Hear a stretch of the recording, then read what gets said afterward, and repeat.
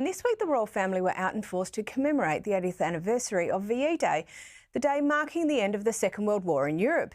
Now, there were a whole number of engagements during the week, ending on the 8th of May with the service of thanksgiving at Westminster Abbey and a Horse Guards parade. A solemn occasion, but also an elegant and meaningful tribute. The commitment by the royal family to acknowledging this occasion was evident for all to see. And joining me now is the royal editor for the Daily Mirror, Russell Myers. Russell, you were at the VE Day commemorations. Tell us about it. Yes, I was. Hi, Caro. I mean, what an absolute privilege and a pleasure, first and foremost, to be involved in these commemorations because, you know, they don't come along very often. And of course, with the diminishing number of World War II veterans and indeed that greatest generation, it was really one for the ages. And I thought that the royal family really didn't take the spotlight. I think it was very important for them to commemorate the veterans, to celebrate what happened on VE Day 80 years ago. And we had those commemorations all throughout the week.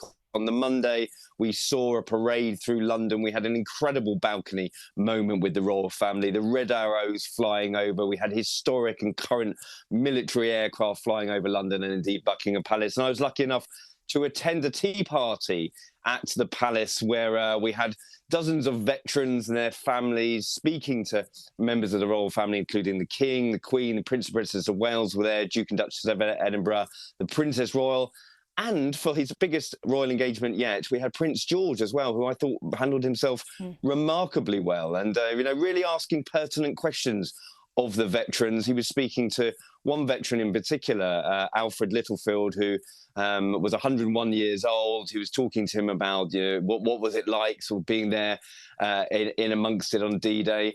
And Alfred said to both him and Prince William at the end, it's very, very important that you're here because we need the next generation to understand what happened during the war. And indeed, there won't be very many of us left in future years. So I think, Prince George is going to be those images of him will certainly go down in history.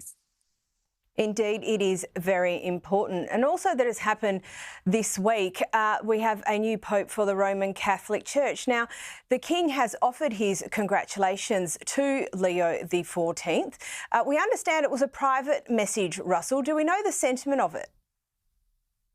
Yes, indeed, Buckingham Palace did confirm that the King and Queen had sent a private message. And I think it was just congratulating him on the role. Of course, it's a huge, huge moment, not only for the Catholic Church, but indeed for Catholics all around the world. And, the King as head of the Church of England, I imagine, will want to meet Leo XIV because, two powerhouses coming together, a lot of history, as we saw in Italy when the King did get to meet Pope Francis. And again, that was a private meeting.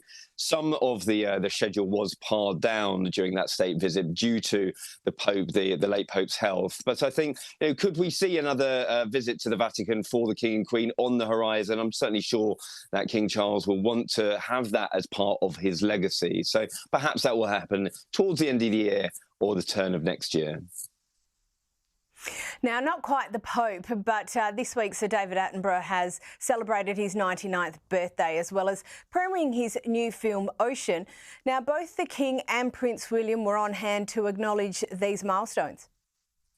Well, indeed. I mean, we're talking about national treasures. I mean, David Attenborough is certainly one of those. I mean, at 99, he looks remarkably well, I thought. The King had attended last week a premiere of this new documentary, Ocean, and I saw him talking to Sir David Attenborough. These are two men who are absolutely titans of their field, and in terms of the environmentalist message that both of them have given over decades, it's certainly not to be dismissed. And Prince William has also seen the film. He saw it privately at a private screening, but he put a message out on Sir David's birthday, really paying tribute to his message all throughout these years and saying that this documentary especially has something that we should all recognise about the fragility of the planet, its connection to the nature, to the natural world and to the ocean. And if you haven't seen it yet, it is very, very well worth it.